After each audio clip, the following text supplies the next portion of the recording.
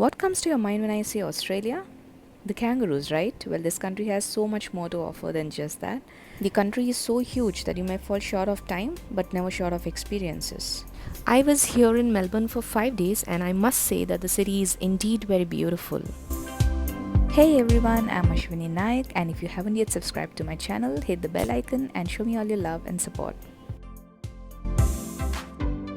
The first day we explored the different streets around the city, and there's no better way of doing this than just walking around.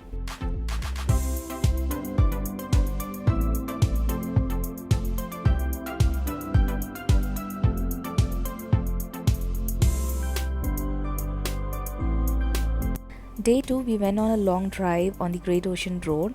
We had a friend from Melbourne who took us out on this one-day tour, and we're so grateful for your time, and we really had a lot of fun. Belbrae Estate is a boutique family-owned vineyard located just outside Torquay and is a perfect stop for a quick bite before you begin your journey on the Great Ocean Road.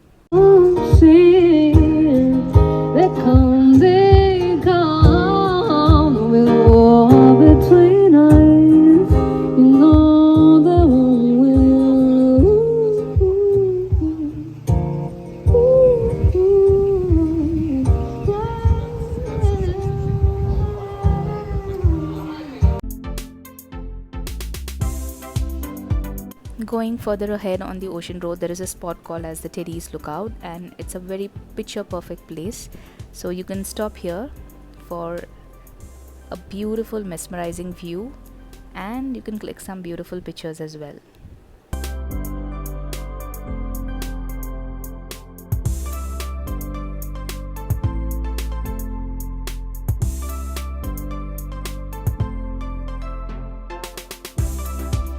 So if you're planning to visit the 12 Apostles via the Great Ocean Road, then it may take the entire day. It's definitely a very long drive and it can be tiring, so just plan accordingly. So here we are finally at the 12 Apostles, and the temperature here was 10 degree, and this view was definitely worth every minute spent to visit this place. And though it was just 10 degree, the feel was definitely on the minus side because of the sea breeze and the windy weather. So basically the 12 Apostles are a collection of limestone stacks off the shore of the Port Campbell National Park by the Great Ocean Road. No good camera can do any justice to this place, and trust me you guys, you have to visit this in person to experience it yourself.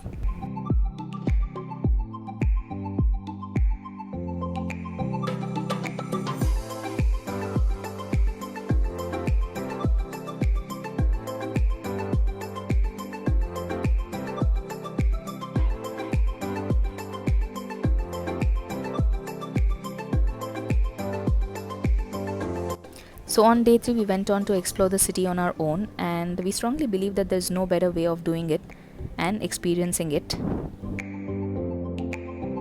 So this is a shrine of remembrance, and it was built to provide a place to grieve and remember the Victorians that were killed in the First World War between the year 1914 to 1918. It now provides a place of remembrance for the Australian service and sacrifices in all the wars since Australia's federation in 1901.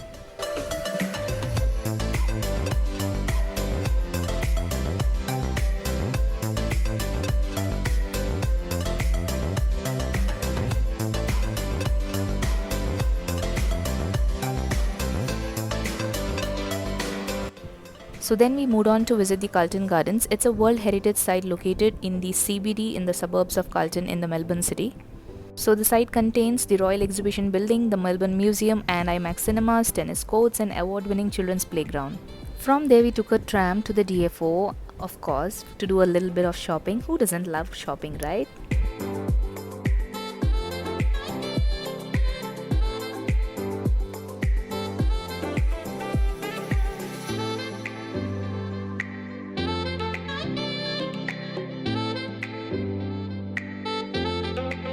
So after a tiring day out, we took some rest before we went out to experience the Melbourne Sky Deck. So it's a 297.3 meter skyscraper located in the South Bank precinct of Melbourne, and the view from the top of this tower was definitely mesmerizing.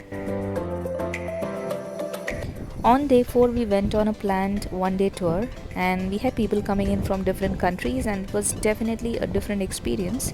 So our very first stop was at the Brighton beach, and the Brighton beach is very famous for these Brighton bathing boxes. Yes, so these bathing boxes are just huts which are used for storing the beach equipments, and trust me you guys, these boxes are some of the Victoria's most expensive real estate and owned by the richest people in Victoria, because they cost you around 400,000 Australian dollars. And finally my most awaited moment was here. So we arrived at the Moonlit Sanctuary. It is a wildlife conservation biopark and the best place to see the Aussie animals. This was the moment for me, and I was so excited about the Koala Encounter.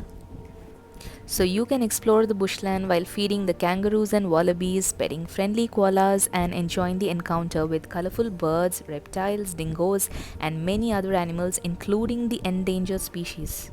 So this place is just 50 minutes from central Melbourne, and it is on the way to Penguin on Phillip Island. And my most awaited moment is finally here. Yes, the Koala Encounter.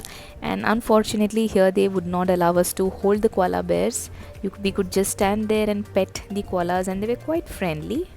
But I did get an experience holding a koala bear in Brisbane, and you're going to see that video shortly in the next vlog.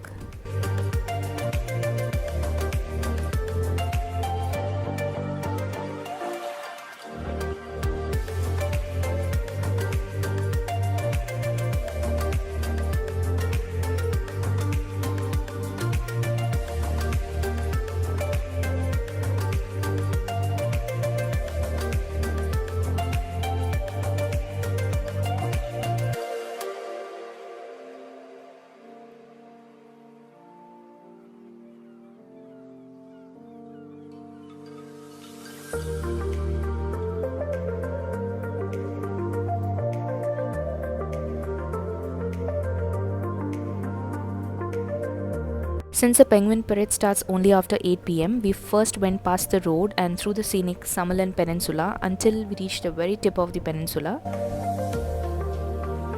So we finally reached the Nobby's Centre. It's a very popular tourist attraction in Summerland, Australia, and it's an ecotourism destination located at Point Grant on the western tip of Phillip Island. So you can explore the winding boardwalks, which are approximately 500 meters in length, and see the explosive blowhole in action. You can gaze out to the Nobby's rock formations and beyond to Seal Rocks, home of Australia's largest fur seal colony, and maybe if you get lucky you may even spot a migrating whale if you're here in the right season.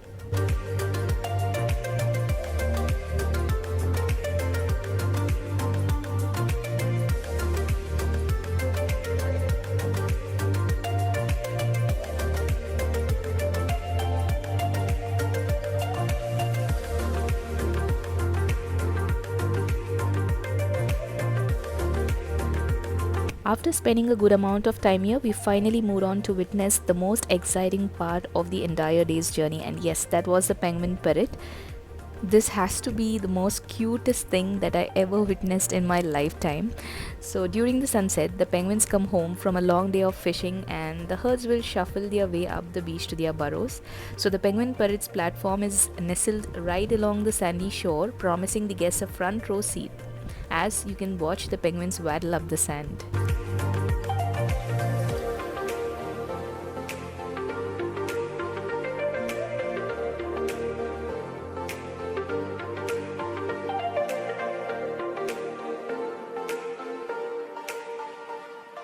So it was almost around 8 p.m. and we had to wait for the penguin parade to start, and unfortunately there was no way I could capture this beautiful moment. However, not so disappointing, I managed to capture these cuties on my lens as they were running across to their burrows, and look how cute they are.